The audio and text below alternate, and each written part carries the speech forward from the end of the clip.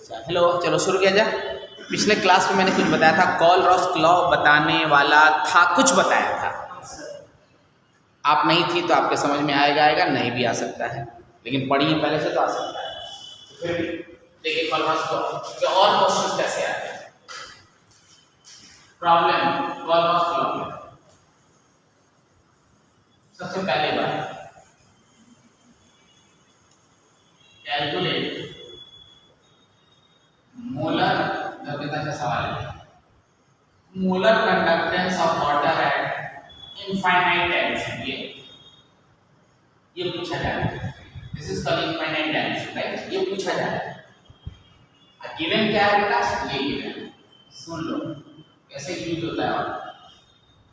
Molar conductance of NaCl दिया हुआ है, वो है x1 पर mole siemens centimetre square, right? Yes. उसके बाद दिया हुआ है मोलर कंडक्टेंस ऑफ m लिख देता हूं यहाँ HCl, and this is equal to how much? x2 per mole siemens centimetre square, right? And then molar conductance of NaOH is equal to x3 पर मोल, ठीक है ना, साइमेन सेंटीमीटर स्क्वायर। क्लियर हो गया? इन तीन की मदद से आपको क्या निकालना है? क्या निकालना है? तो आप जानते हो ना, यहाँ देखो मेरे हाथ की तरफ, जब कोई एसिड बेस से रिएक्शन करता है तो क्या बनाता है? अच्छा एक चीज छोड़ो, H2 के अंदर क्या क्या पाया जाएगा बेटा? कौन कौन सा आयन पाया जा सकता है? अगर आयन आएगा तो H+ और OH- पाया जाएगा। इस पूरे के अंदर देखो तुम, कहां पर H+ और OH- है? कहां पर? इन दोनों के अंदर है। बोलो सर, अरे बोलो ना सर। तो इन दोनों को जोड़ दो और जो चीज नहीं है उसको घटा दो। आया? तो हमने इसको इक्वेशन नंबर 1 मान लिया, इसको 2 मान लिया और इसको क्या मान लिया? 3। तो हमने 2 और 3 को क्या कर दिया? और उसके बाद 1 को क्या कर दिया? माइनस कर दिया। तो हमें क्या निकल जाएगा? Molar conductance at infinite dilution of क्या निकल जाएगा? Water. So I can write molar conductance of water at infinite dilution equal to, यहां पे हम लिखने वाले हैं मोलर कंडक्टेंस ऑफ HCl, बोलो बच्चों, अब plus molar conductance of NaOH। Clear है? बोलो अब माइनस इनफाइनाइट डायल्यूशन का मोलर कंडक्टेंस ऑफ क्या बेटा? NaCl। क्लियर हो गया? ये बात याद रखिए। अब यहां आ जाओ, ये क्या हो गया हमारा? x1 H2, बोलो HCl का H2 है ना, H2, और ये कितना आ जाएगा? x3 minus x1 is the answer. आगे सुनिए, अगर यहां कोई वैल्यू होगी तो वैल्यू रखते हैं, ठीक है?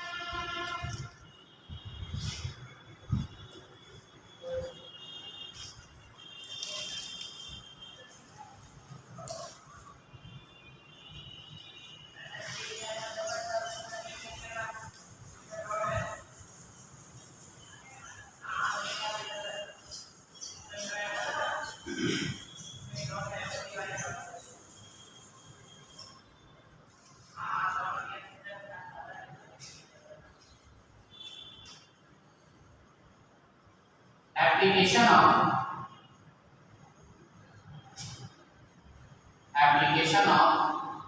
All-Gauss law.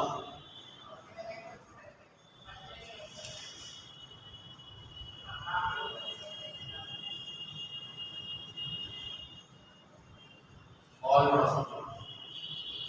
Application of All-Gauss law. It is applicable in determine the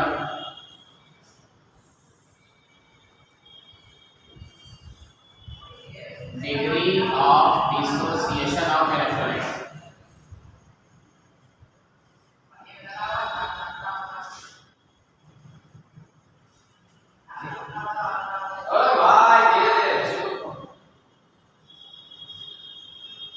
To determine the degree of dissociation of electrolyte, to determine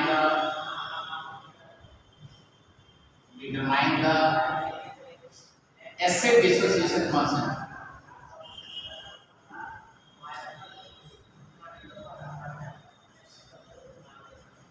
बेटा ये अल्फा हो गया, ठीक है। तीसरा, to determine the degree of dissociation of electrolyte, to determine the acid dissociation constant K, yes. और next आता है to determine the, जो मैंने अभी बताया,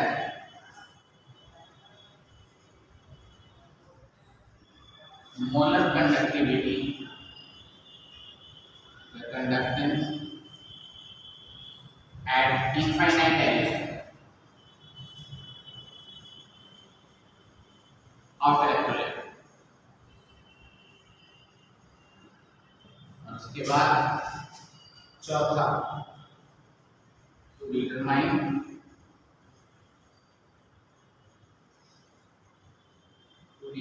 the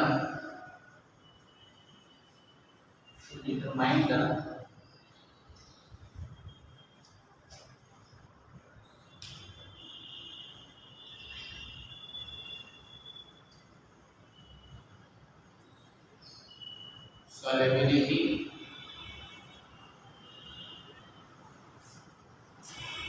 of solubility product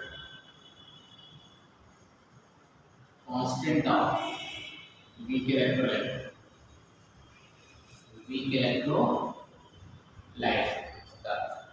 the sparingly soluble salt or sparingly soluble salt.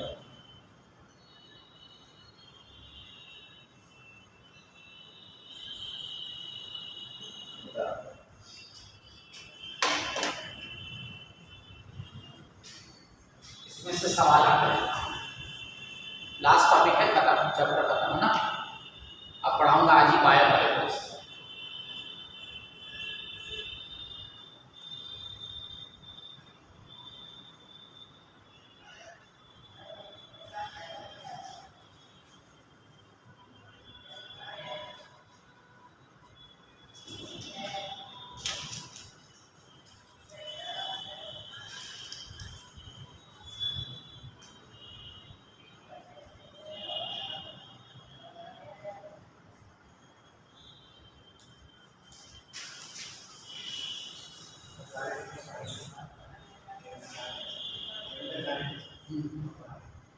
कब पढ़ाएंगे?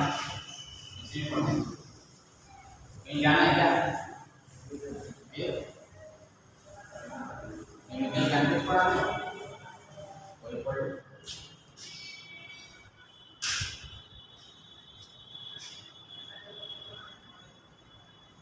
पहला क्या निकाला था? Degree of dissociation alpha. किसको कहा जाता है? मान लो तुम्हारे पास 10 रुपया है, 10 रुपये में से तुमने कितना खर्च कर दिया? तो परसेंटेज ऑफ खर्च कैसे निकलेगा? ऐसे निकलेगा ना, क्या नहीं निकलेगा? वैसे ही degree of dissociation of electrolyte बराबर होगा किसी गिवन कंसंट्रेशन पर molar conductance of electrolyte divided by maximum. जब टूटता है तो उसे इनफाइनाइट बोलेंगे, बोलो मोलर कंडक्टेंस, इसी के रेशियो को क्या कहा जाता है, अल्फा बोला जाता है।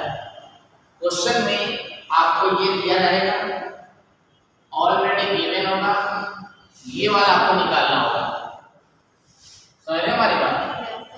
तो जब ये वाला निकालना होगा तो ये आपको ऐसे निकालना होगा, जैसे मान लो कि CH3COH हो गया, इसका CH3COH की वैल्यू किसी गिवन कंसंट्रेशन में गिवन है क्वेश्चन के अंदर, लेकिन इसका इनफाइनाइट क्या है, तो इसको लिखने का तरीका है कि ionic molar conductance of CH3CO minus plus ionic molar conductivity of H plus.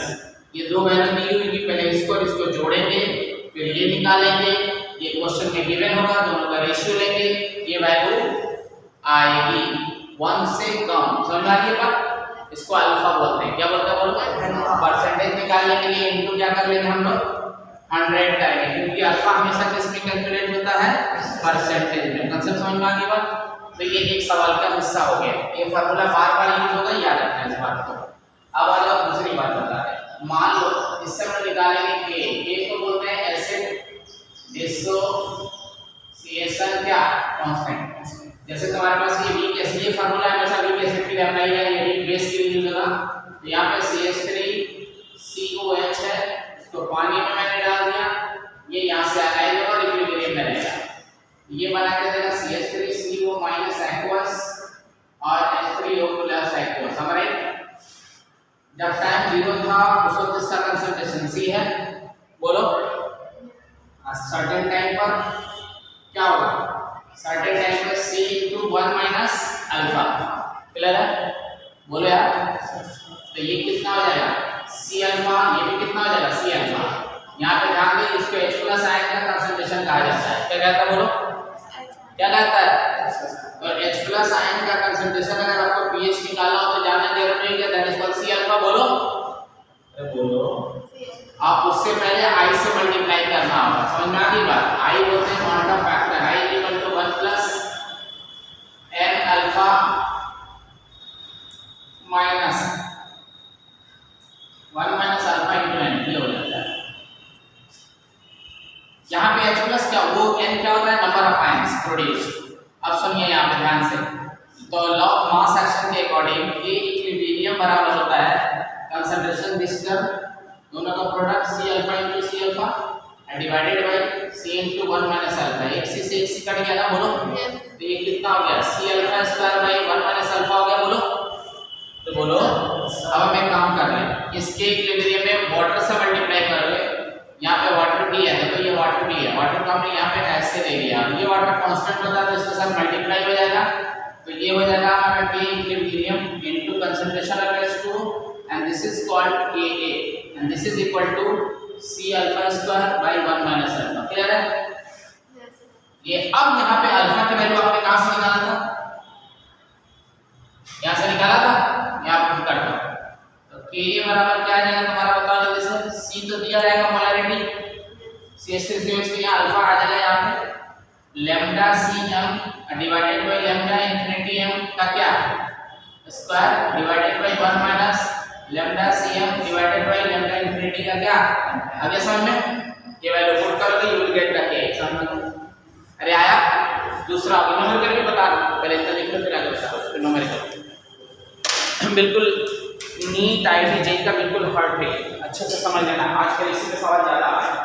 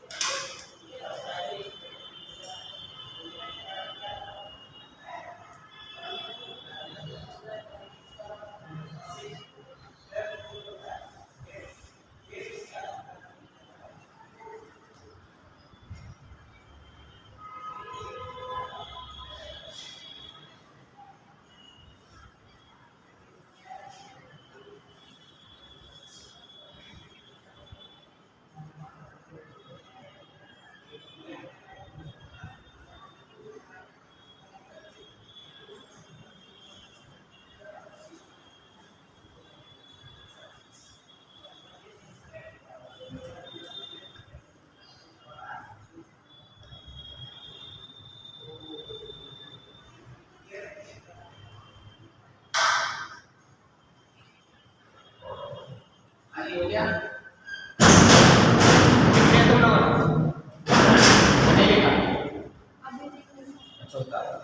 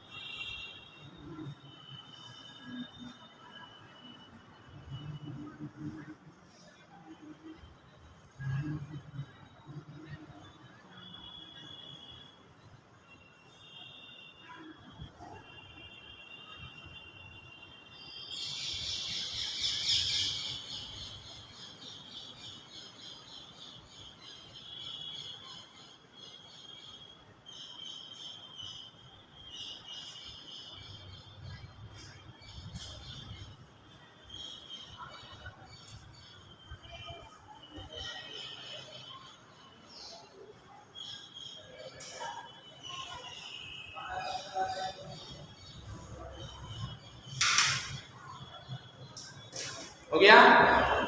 बोलो। बहुत अच्छा।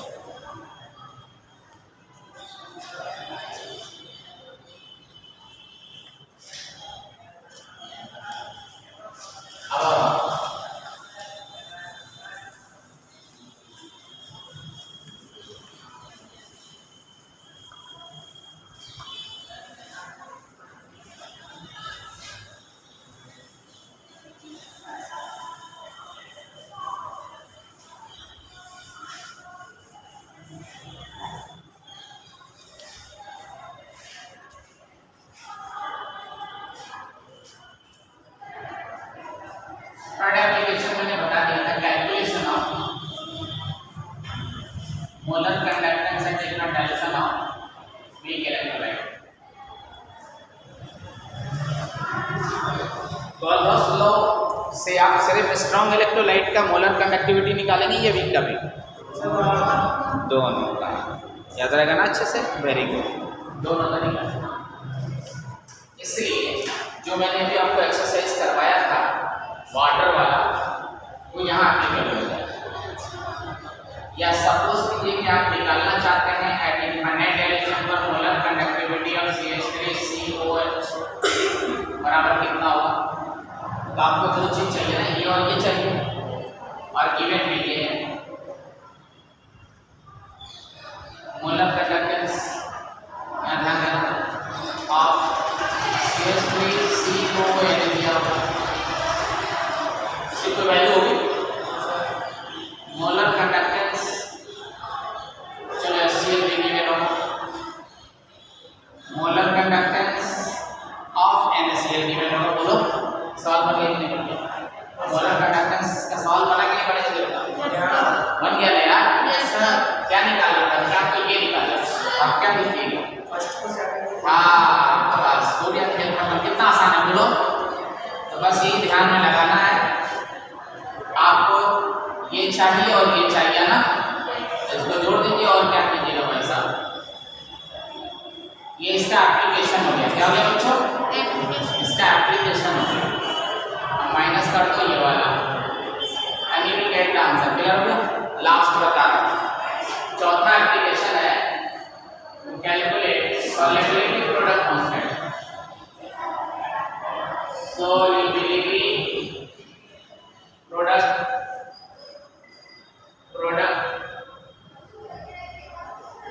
कांस्टेंट KSP, ये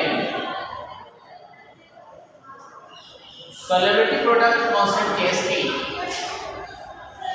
वीक इलेक्ट्रोलाइट या स्पैरेंटली सॉल्युबल सॉल्ट के लिए यूज किया जाता है। और स्पैरेंटली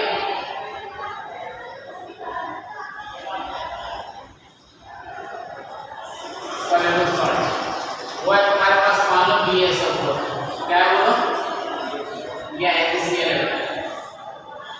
जब इसको पानी में डालोगे तो ये 100% नहीं घुलता है, सॉलिड फॉर्म में होगा। पानी में डालोगे ये हल्का सा 100% आयनाइज्ड हो जाता है, सॉल्युबल नहीं होता है।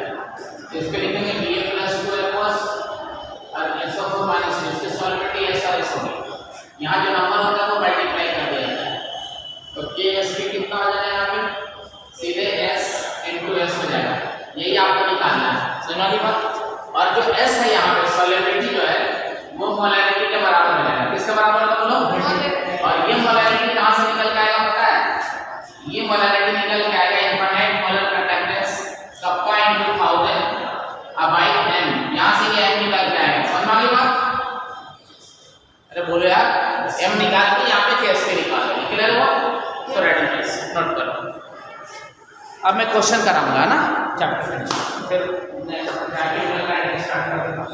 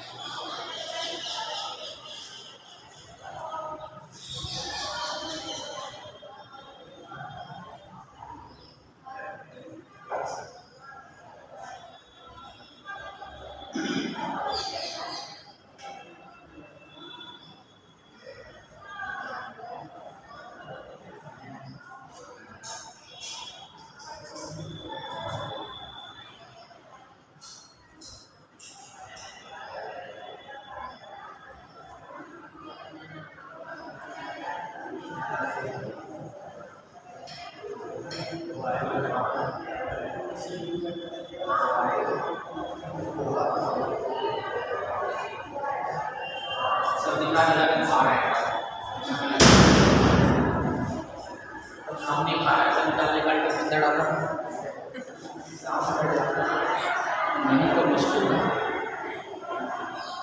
मांग भी नहीं सकते।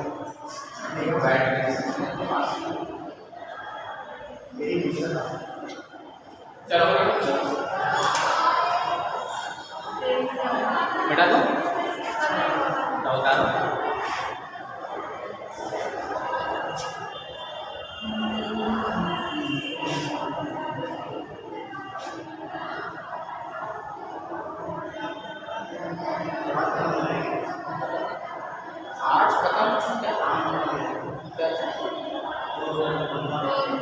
हाँ आज तो लास्ट है।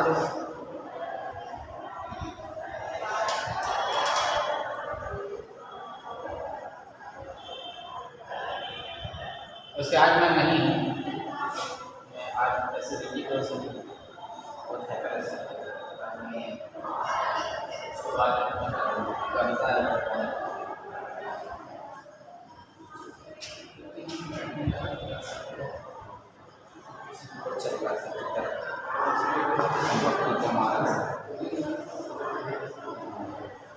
चलो देखो क्वेश्चन तो बोल रहा हूँ, क्वेश्चन का बोलो हैं बता।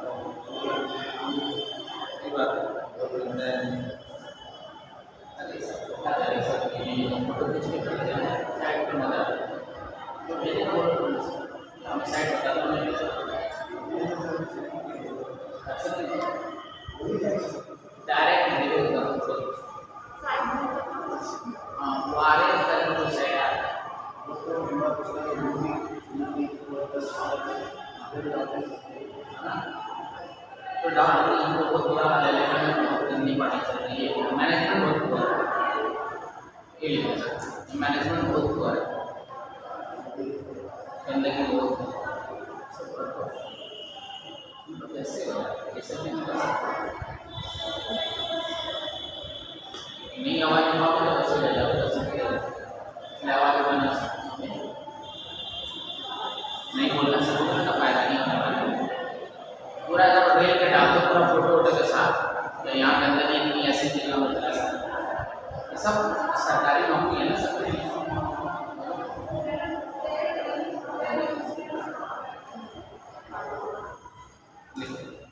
At a certain temperature, question लिखा है please. At a certain temperature the saturated solution of AgCl has conductivity यानी kappa 1.8 into 10 to the power minus 6, 1.8 into 10 to the power minus 6 Simon पर सेंटीमीटर। लिख लो बेटा पूरा question. The ionic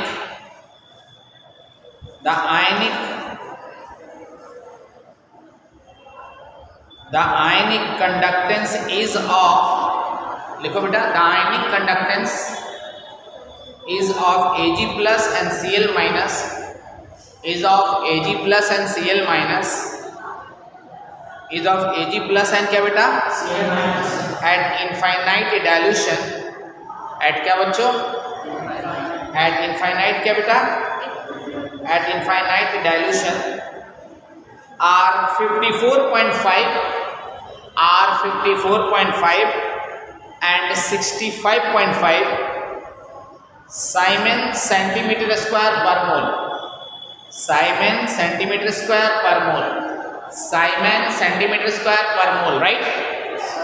Find the solubility of AgCl, find the solubility product of AgCl at this temperature। इसमें तुम लोग सबसे पहले क्या निकालोगे, मोलर कंडक्टेंस ऑफ AgCl, ये पहले ये निकालो, ये वाला कप्पा की वैल्यू दी हुई है, मोलैरिटी में यहाँ से ये भी दिया हुआ है, तो m निकल जाएगा। तो बोलो क्वेश्चन पढ़ो ना, क्वेश्चन पढ़ो बेटा, क्वेश्चन पढ़ो। इनफाइनाइट डायल्यूशन पे मोलर कंडक्टेंस दिया हुआ 120, बोलो। तुम लोग बोलते ही नहीं यार, दिया है कि नहीं दिया पहले ये बताओ। तो चलो बनाओ ना सवाल जल्दी से। नहीं दिया है तो मोलर कंडक्टेंस निकल जाएगा ना, Ag प्लस और Cl दिया है ना यार। अरे भाई molar conductance and infinite dilution of AgCl निकालने के लिए Ag प्लस की वैल्यू और Cl माइनस की दी हुई है ना, दोनों का तो 120 आ जाएगा, बोलो। तो आप यहाँ से तो ये वाला वैल्यू पता चल गया, 120 हो गया, कप्पा 1.8 इनटू कितना दिया है, और ये कितना दिया हुआ है 1000, तो m नहीं निकल जाएगा बेटा। और जैसे m निकल गया यानी कि m बराबर है इसमें जाएगा, बोलो। और AgCl की भी क्या हो जाएगा, AgCl सॉलिड होता है, पानी में डालोगे टूटेगा तो Ag प्लस और Cl माइनस बन जाएगा, ये S हो जाएगा। दैट्स व्हाई कि Sp बराबर क्या हो गया, S स्क्वायर, S का स्क्वायर कर दो Sp निकल जाएगा, यानी मोलैरिटी का स्क्वायर कर दो Sp निकल जाएगा। आगे समझ में टफ है क्या, दिमाग का छोटे-छोटे सवाल जल्दी में आंसर चाहिए, आप बात आपको मत पढ़।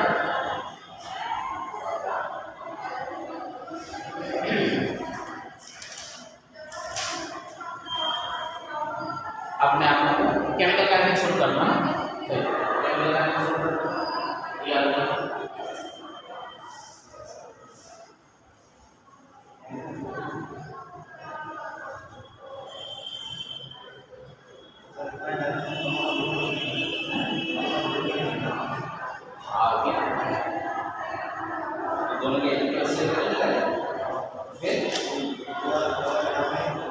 क्या समझा करें।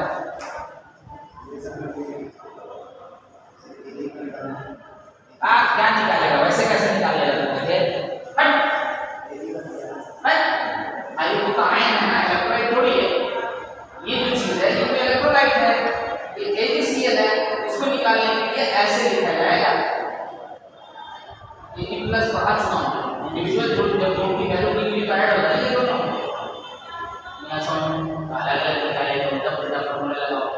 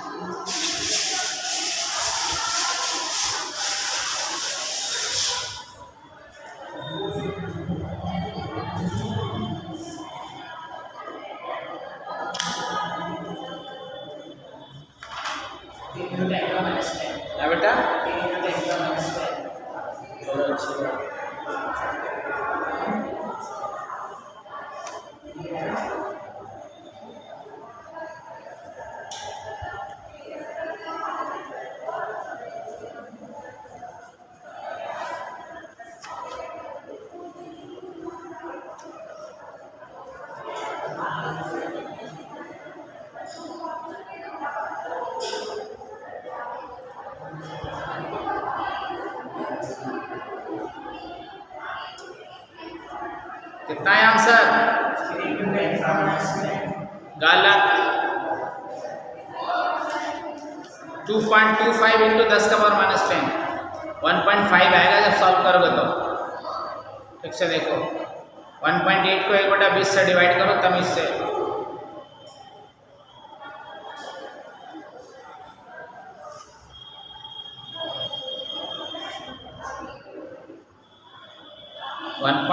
डिवाइडेड बाई 120 सीधे 180 आ जाएगा। 1.5 आएगा आंसर। 1.5 इंटू 10 का पावर -5 आएगा मोलैरिटी एस आया। डिवाइड करने नहीं आया तुम लोग को, गुणा भाग बड़ा कमजोर है तुम लोग का। -10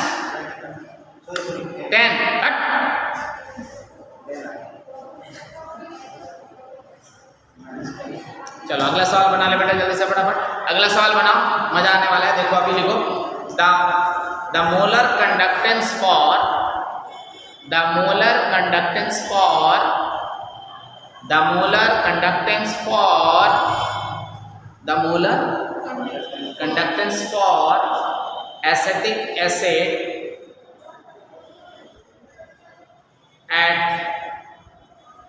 acetic acid at 0.2 m molar conductance at infinite dilution are 4.8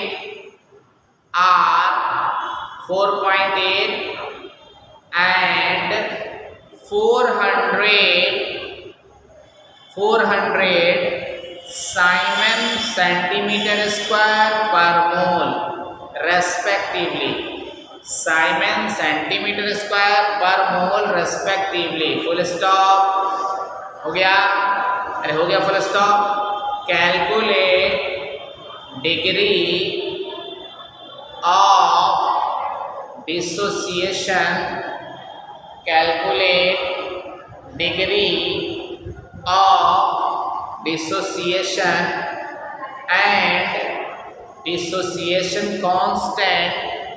and dissociation constant of CH3COH। जल्दी बनाओ। अल्फा भी निकालना है, बहुत सारा काम। तो पहले लिखो गिवन क्या क्या है। गिवन लिखो जल्दी से फटाफट। गिवन कंसंट्रेशन दिया हुआ है, मोलैरिटी गिवन। m बराबर कितना दिया है? 0.2 m बोलो। और इस 2 m पे मोलर कंडक्टेंस कितना दिया हुआ है? 4.8। देखो 2 m पे क्वेश्चन पढ़ो ना। 4.8 है। इनफाइनाइट कितना दिया हुआ है? देखो 400 बोलो ना। बहुत बढ़िया। मोलर का एक गिवन कंसंट्रेशन पे वैल्यू अलग है, इनफाइनाइट पे अलग है। दोनों मिल गया कि नहीं मिल गया? तो यहाँ से अल्फा निकल जाएगा, निकल जाएगा। अरे निकल जाएगा। डिग्री ऑफ डिसोसिएशन बोलो। Molar conductance C by infinity निकल गया। अब आपको क्या निकालना है? Ka निकालना है। क्या निकालना है? तो K = C अल्फा स्क्वायर ले लीजिए। क्या ले लीजिए आप लोग? नीचे 1 - अल्फा यहाँ कैंसिल हो जाएगा, वीक इलेक्ट्रोलाइट है। तो K = C alpha square value निकल गया। चलिए बना के दिखाइए, जल्दी कीजिए फटाफट। सबसे पहले आप लोग अल्फा बताइए परसेंटेज में कितना है। 4.8 डिवाइडेड बाई 400 इंटू 100 अल्फा बराबर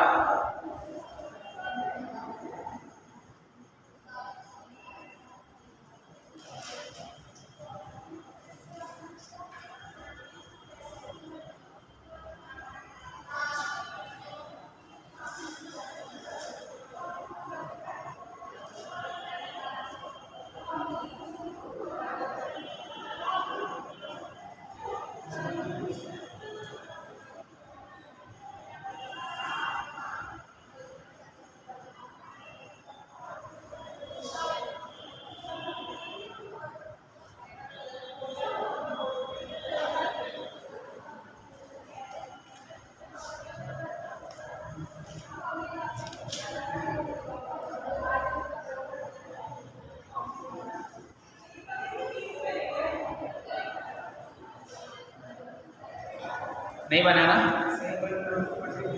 आंसर आ गया? हाँ 1.2 आएगा, सही है। एक तो निकाल लिया तुमने, 1.2 और निकालो।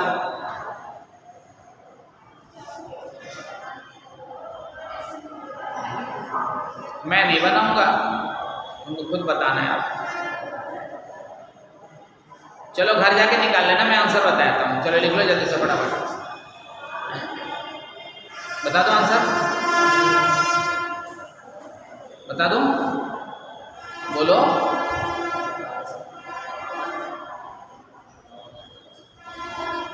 बेटा आंसर है अल्फा निकल के आएगा 1.2%, यानी 1.2 इंटू 10 का पावर -2। और के अल्फा के निकाल लो, के बराबर सी अल्फा स्क्वायर, तो सी कितना है 0.2 और अल्फा की वैल्यू से मल्टीप्लाई कर दो स्क्वायर करके, आ गया। बोलो के बराबर क्या हो जाएगा सी अल्फा स्क्वायर, सी की वैल्यू कितनी है 0.2, अल्फा की वैल्यू कितनी निकाले 1.2 इंटू 10 का पावर -2 का स्क्वायर, परसेंटेज है ना, तो 1.2 इंटू 10 का पावर -2 का स्क्वायर, खेल खत्म, दैट इज योर आंसर। आप समझ गए इतना, क्लियर हुआ बच्चों? चलिए मैं नया चैप्टर शुरू कर रहा हूँ, बहुत अच्छा नया चैप्टर हम शुरू करने जा रहे हैं, that is called chemical kinetics. क्या है बोलो, क्या है चैप्टर का नाम? Chemical kinetics. क्या नाम? हाँ मजे लो, केमिकल काइनेटिक्स का बहुत अच्छा सवाल आता है इस पर।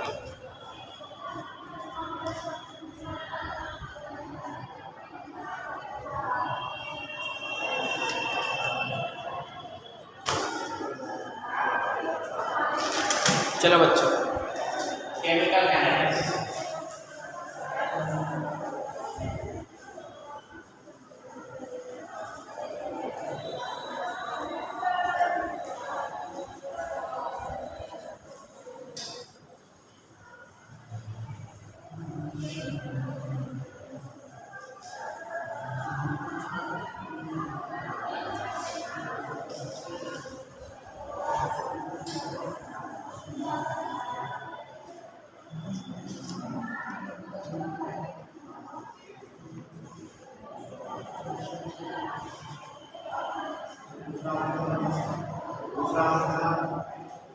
मल्टीप्लाई करके देख लो जितना भी।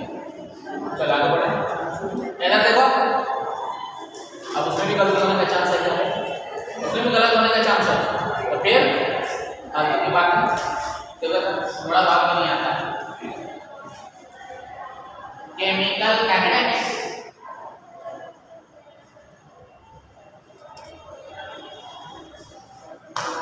बेटा ये केमिस्ट्री का ऐसा ब्रांच है जो डील करता है रेट ऑफ रिएक्शन को, किसको? रेट ऑफ रिएक्शन को बताता है, किसको बताता है? रेट ऑफ रिएक्शन, या फिर बताता है वेलोसिटी ऑफ रिएक्शन को, किसको बताता है? वेलोसिटी ऑफ रिएक्शन, बिल्कुल। या फिर ये बताता है factors affecting rate of reaction को, राइट। या फिर ये बताता है मैकेनिज्म ऑफ रिएक्शन, किसको बताता है? मैकेनिज्म ऑफ रिएक्शन, इतनी चीजें एक्सप्लेन करता है। आ रहा समझ? अब सुनिए एक बात, यहाँ पे जो कंसंट्रेशन टर्म यूज होगा, कंसंट्रेशन टर्म जो हम यूज करेंगे वो जान लीजिए। हम किसी भी रिएक्टेंट या प्रोडक्ट का जो कंसंट्रेशन टर्म यूज करेंगे वो एक तो यूज करेंगे मोलारिटी। क्या यूज करेंगे बोलो? मोलारिटी, यानी एम के फॉर्म में मोल पर लीटर, इसमें बोलो मोल पर लीटर। या फिर बेटा पार्शियल प्रेशर, क्या यूज करेंगे?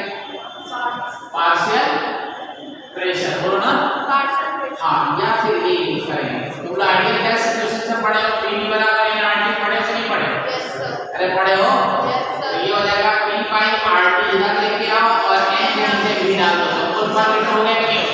तो अगर क्वेश्चन में मोल पर लीटर निकालना हो लेकिन वैल्यू मोल और वॉल्यूम मीटर में नहीं हो, प्रेशर और टेम्परेचर मीटर में दिया हो, तो आप ऐसे निकाल सकते हो, राइट? Yes sir. हां भाई, P by RT is also known as molarity. P by RT also known as molarity, that is N by V. Concept समझ आ रहा है? पहले तो ये अपने जहन में बैठा लो। अब आओ आगे, होता क्या है? गैस जब जलाते हो तो गैस धीरे धीरे खत्म होता है या सिलेंडर में भरने लगता है उधर से वापस आके? खत्म होगा ना भाई, तो कंसंट्रेशन ऑफ गैस तो डिक्रीज होगा और जो प्रोडक्ट बनेगा वो इंक्रीज होगा, बोलो। तो यहाँ पे आपको पहले केमिकल काइनेटिक्स में ये बात जाननी है, साइन करना है। तो ये हमारा कोई रिएक्टेंट है और ये हमारा कोई प्रोडक्ट है। जब हमने रिएक्शन स्टार्ट भी नहीं किया तो इनिशियल कंसंट्रेशन मान के चले कि ये 10 है, that is 10 mole per litre. am I right or wrong? अरे am I right or wrong? Right. Okay, अब यहाँ पे वैल्यू क्या आएगी? 0 है। थोड़ी देर के बाद 2 सेकंड के बाद ये घटना हो गया, तो 8 घटा तो 2 बना ना उधर सर, यहाँ पे ये सीधे 2m हो गया। बात समझ में आई कि नहीं है? यहाँ पर t की वैल्यू कितनी हो गई? 4 सेकंड, तो ये कितना हो जाएगा तुम्हारा? 6m। तो ये कितना हो जाएगा तुम्हारा? 4m। आज बोला नहीं ये सोच चिल्ला के। और t बराबर कितना हो गया? 6m। 6 सेकंड के बाद समझ में आ रहा नहीं आ रहा?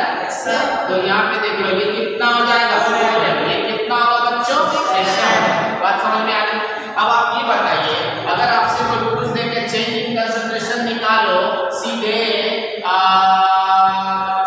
2 से 2 to 4 सेकंड के बीच कितना चेंज इन कंसंट्रेशन हुआ, तो केमिस्ट्री में चेंज इन कंसंट्रेशन का सिंबल ये होता है, और change in concentration of reactant जो हम लिखेंगे फाइनल माइनस इनिशियल करेंगे। क्या करेंगे बोलो?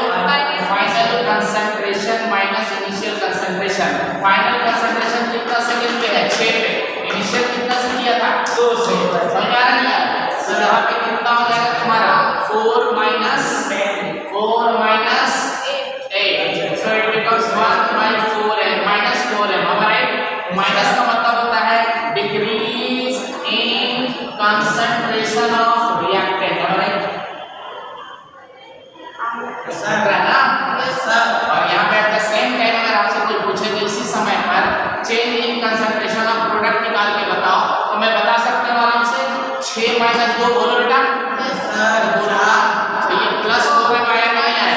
प्लस का मतलब increase in concentration of product. समझ में आया? और माइनस प्लस का आप समझ में आ गया? Yes sir.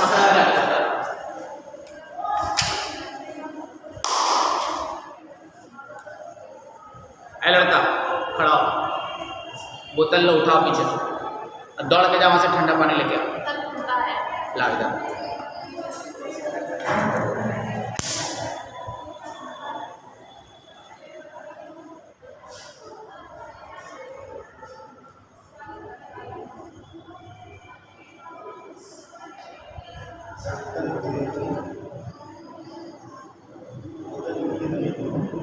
बोतल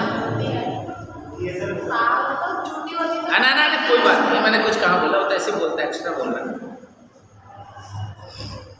कोई बात नहीं।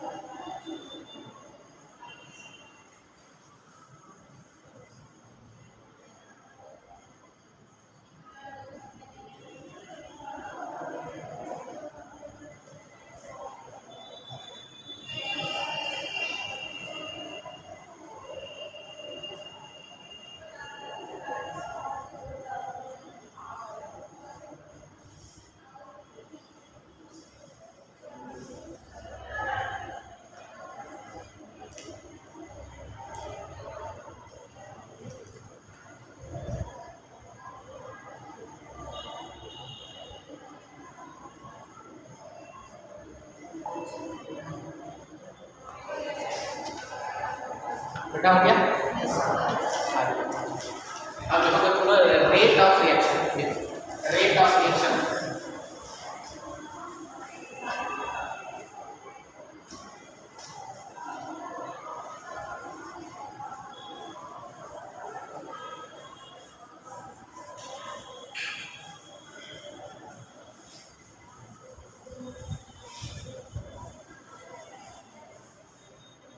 रेट ऑफ रिएक्शन क्या होता है जैसा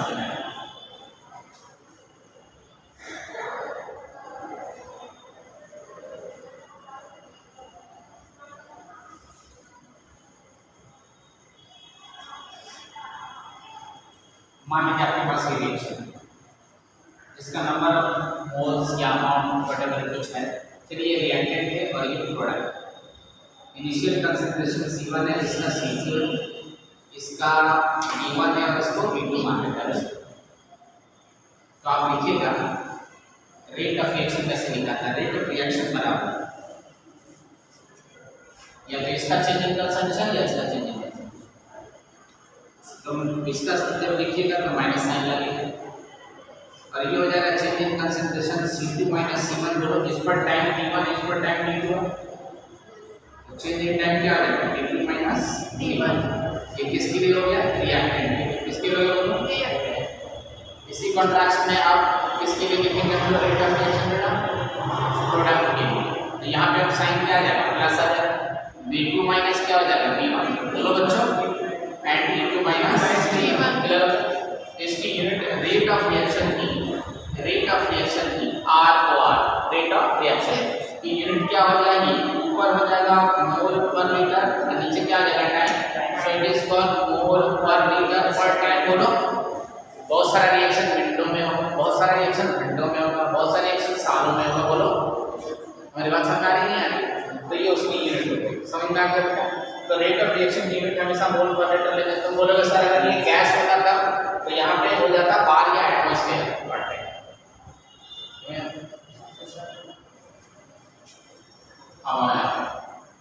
अब हम बताएंगे rate expression, types of rate of reaction. क्या types of rate of reaction? It's very smart question. Types of rate of reaction, this is types of rate of reaction. हमारे rate of reaction के लिए बच्चों ये दो तरह का होता है। एक का नाम है एवरेज रेट ऑफ रिएक्शन और दूसरे का नाम है इंस्टेंटेनियस रेट ऑफ क्या? रिएक्शन। हमारा राइट और रॉन्ग? हमारा राइट और रॉन्ग?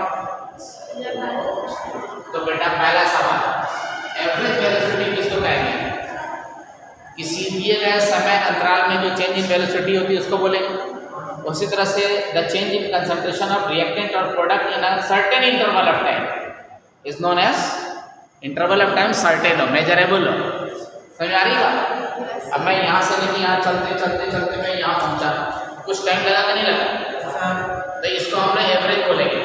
लेकिन अभी जैसे मैं चलना शुरू किया तो मैं पूछ दिया सर कितना देर चले? ले अभी तो चलना ही शुरू किया तो पूछ दिया। इसका मतलब टाइम इंटरवल क्या हो गया? Tends to zero. जीरो नहीं, इक्वल टू जीरो नहीं, टेंस टू जीरो। ऐसा लग रहा है कि सर मतलब जीरो टाइम लगा। टाइम तो लगा ना, कुछ तो लगा ही टाइम, जीरो थोड़ी लगा। तो that is known as tends to zero. तो जब टाइम जीरो लगेगा तो दैट इज डिस्टेंस भी जीरो ही कवर होगा ना? नहीं ऐसा समझ में आया? तो अब आपको बता रहे हैं एवरेज रेट ऑफ बोलो रिएक्शन। मान लीजिए रिएक्टेंट है और ये प्रोडक्ट है, बोलो यार। तो रिएक्टेंट का जो average or average of reactant लिखोगे वो हो जाएगा तुम्हारा minus change in concentration of reactant A divided by change in concentration of time. हमारे ये हो गया इसके लिए। इसका ग्राफ ऐसे आ जाएगा, यहाँ पे डेल्टा टी टाइम दिखा देंगे, यहाँ पे कंसंट्रेशन ऑफ ए दिखा देंगे।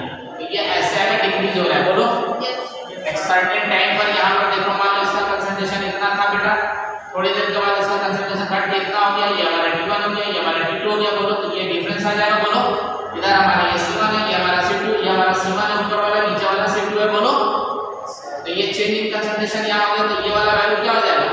ये मुझे रखिए यहाँ से स्लोप दे देगा। बोलो नहीं ऐसा नहीं,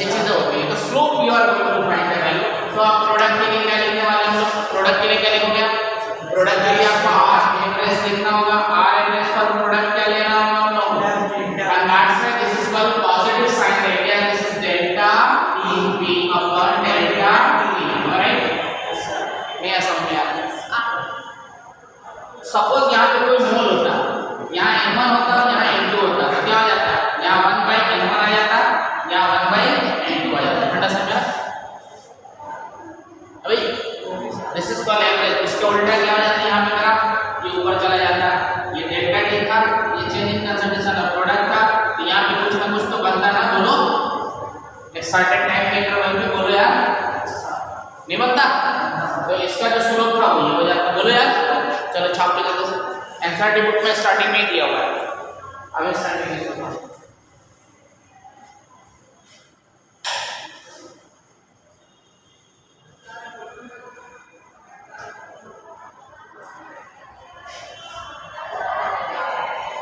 अगली चैप्टर तुम रेगुलर पढ़ना, छोड़ मत देना, फिर प्रॉब्लम है, समझ नहीं पाओगे ना। रेगुलर आओ तो मजा आएगा। हैं? नहीं, अब बीमार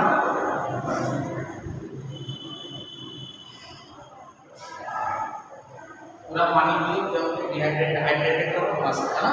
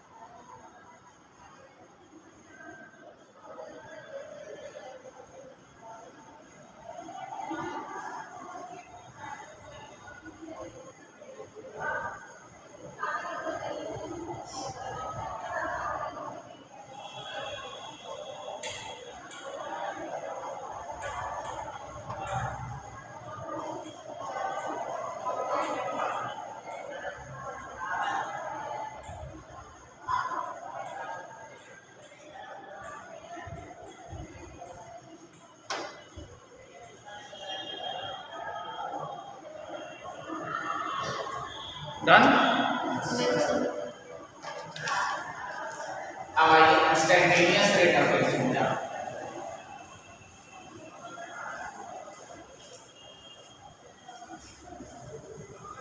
बेटा इंस्टेंटेनियस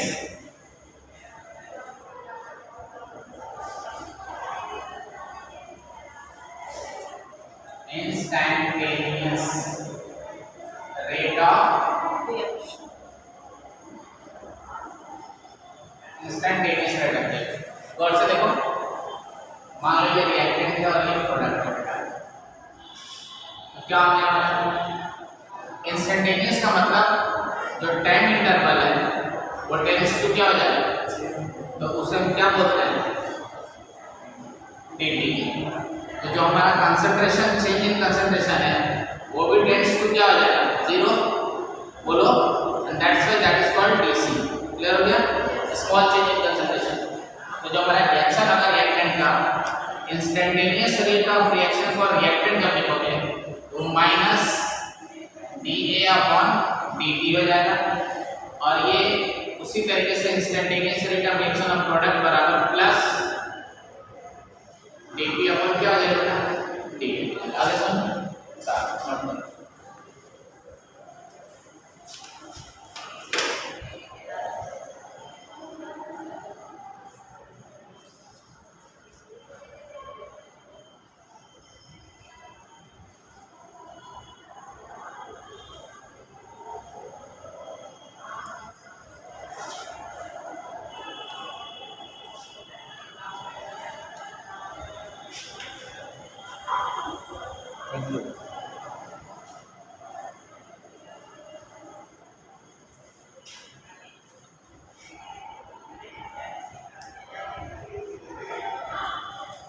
ये इस स्कूल का, कॉलेज का ये ऑडिटोरियम है, ये ऑडिटोरियम है इसके कॉलेज का।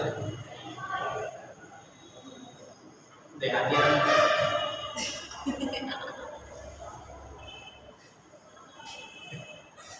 ऑडिटोरियम नहीं समझना है इसको, बता क्या करेगा ये विकास।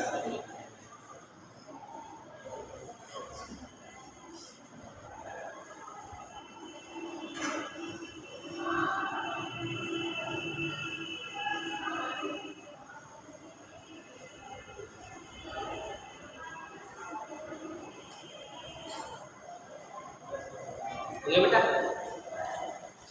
अब लिखेंगे आप लोग rate expression of a given stoichiometric reaction. Rate expression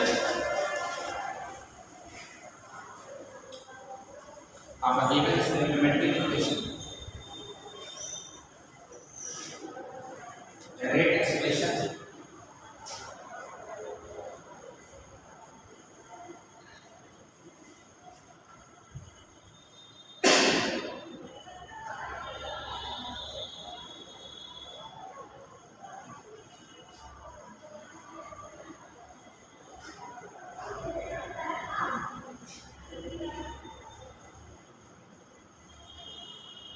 metric क्या इक्वेशन है ना, स्टोइकियोमेट्रिक मतलब बैलेंस इक्वेशन, राइट। मान लिया मेरे पास ये इक्वेशन है ए प्लस बी और ये प्रोडक्ट सी देना है, ऐसे देना है, जहां पे स्मॉल ए, स्मॉल बी और सी स्टोइकियोमेट्रिक कोएफिशिएंट वैल्यू है। Stoichiometric coefficient value, stoichiometric coefficient value क्या हो गया आपको, रेट ऑफ रिएक्शन बराबर रेट ऑफ रिएक्शन बराबर, आपको इसके बारे में लिखना है कि कब इसका रेट, इसका कंसंट्रेशन घटेगा और इसका क्या बढ़ेगा, तो आपको इंस्टैंटेनियस फॉर्म में लिखना है।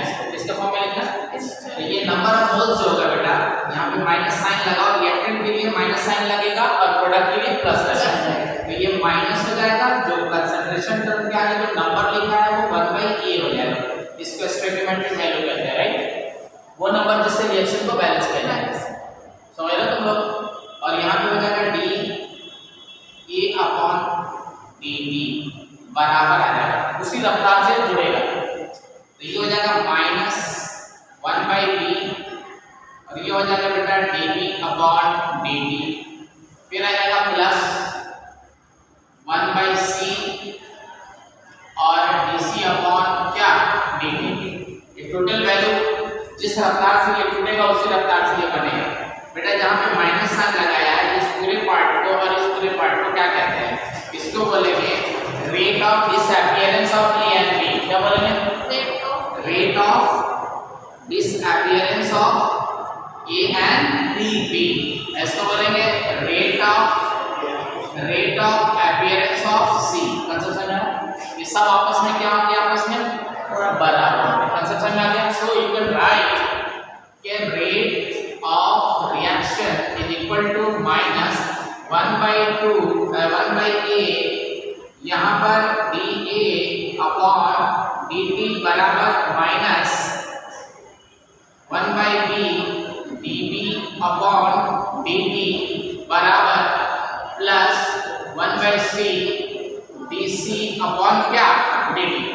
बेटा यहाँ पे आ जाओ, ये वाली वैल्यू है, ये माइनस यहाँ पे रहेगी और ये वैल्यू r हो जाएगी, तो this is RA upon A हो जाएगी। हमारे और यहाँ पर क्या हो जाएगा? ये हमारी वैल्यू क्या हो जाएगी? Minus and this is RB क्या हो जाएगी? बोलो अपॉन क्या हो जाएगा? D हो जाएगा। क्लियर है? और उसके बाद यहाँ पे क्या होने वाला है? Exactly right, RC upon C हो जाएगा। तो this whole one is known as rate of disappearance and appearance का रिलेशन हो गया, राइट? अब मैंने क्वेश्चन कर दिया कि ये वैल्यू मान लो गिवन हो, तो what is the rate of disappearance of A? अगर मैंने क्वेश्चन कर दिया तो find the rate of disappearance of A. Rate of disappearance of A मेरा क्वेश्चन है, तो आपको लिखना होगा कि sir rate of disappearance of A बराबर, तो इसको फॉरन रेट एक्सप्रेशन लिखना पड़ेगा पहला काम। तो आपने जब रेट एक्सप्रेशन लिखोगे तो this is RA by small a and यहाँ पे रेट ऑफ रिएक्शन दिया रहेगा। समझ में आ गया? ये क्वेश्चन दिया रहेगा, ये वैल्यू दी रहेगी, तो आपको ये जब निकालना होगा तो ये यहाँ आकर के मल्टीप्लाई हो जाएगा और ए के रिस्पेक्ट में रेट ऑफ डिसअपीयरेंस निकल जाएगा और ये जो भी वैल्यू दिया होगा क्वेश्चन के अंदर उसमें इस ए से मल्टीप्लाई कर देना। समझ में आ गया? माइनस साइन का अब कोई कॉन्सेप्ट नहीं होगा जब आप वैल्यू निकालोगे। आंसर समझ में आया? वैल्यू निकालते वक्त we never consider the minus and positive sign. Clear हुआ? अब आ जाओ नेक्स्ट अगर हम आपसे पूछते हैं कि what is the rate of formation of C with respect to B, तब क्या करोगे? C का बताओ B के रिस्पेक्ट में, तब क्या करोगे? तो फिर वही काम करेंगे, रेट एक्सप्रेशन लिखना पड़ेगा and this is already rate expression, right? C का पूछा जा रहा है B के रिस्पेक्ट में, तो RC यहाँ लिख दो, ये C हो गया, RB यहाँ लिख दो, यहाँ B हो गया, RC यहाँ से निकल जाएगा, C by B into rate of disappearance of A. Right? अरे आया क्या समझ में? इस तरीके से आप कुछ भी फार्मूला वगैरह करके कोई भी वैल्यू आप तो फाइंड कर वैल्यू। क्लियर है? नहीं ऐसा नहीं? अरे आया नहीं आया? जल्दी छापो।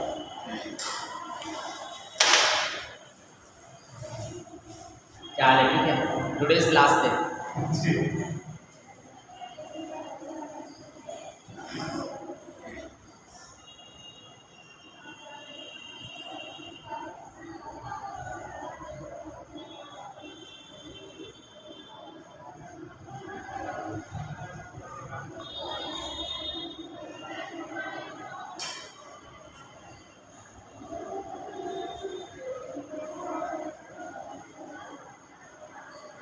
नमस्कार सर, क्या आप फ्री हैं 2 मिनट?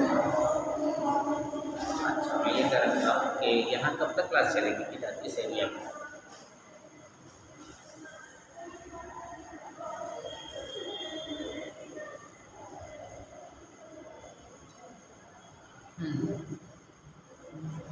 अच्छा, एक वीक। ओके। मैं ये कह रहा था सर, एक तो ये हो गया, दूसरी चीज़ ये बता रहे थे जो लड़का आता है वहाँ से ऑफिस से, तो पेमेंट आप लोग का क्वार्टरली हुआ करें, उसे कैसे मालूम? पेमेंट क्वार्टरली तो बड़ा गड़बड़ हो जाएगा ना, क्वार्टरली होगा तो बोलना पड़ेगा। आज जरा सा पता कर लीजिएगा जी। चले तो एक वीक और आना है मुझे।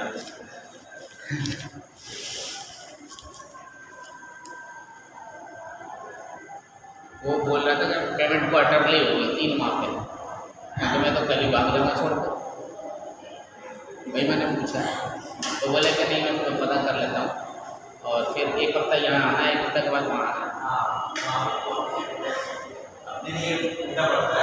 सूखा का इकोनॉमिकल भी तो नहीं है, 100 रुपये का तेल कौन जलेगा? ईसा पीर ना मूसा पीर, सबसे बड़ा है पैसा पीर।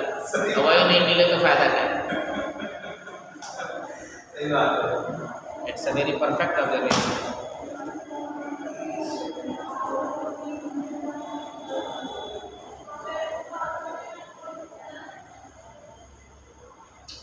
देख रहे हैं गवर्नमेंट सिस्टम का क्या है? ऐसे सर ऐसे नौकरी ले लीजिए सरकारी, ऐसे जिंदगी भर ऐसे काटेंगे। फिर देखो ज़्यादा दिन जो है गवर्नमेंट जॉब में ये सहूलियत नहीं मिलने वाली है, ये जल्दी सब खत्म होने वाला है। वो बढ़िया हो रहा है, वो अच्छा हो रहा है।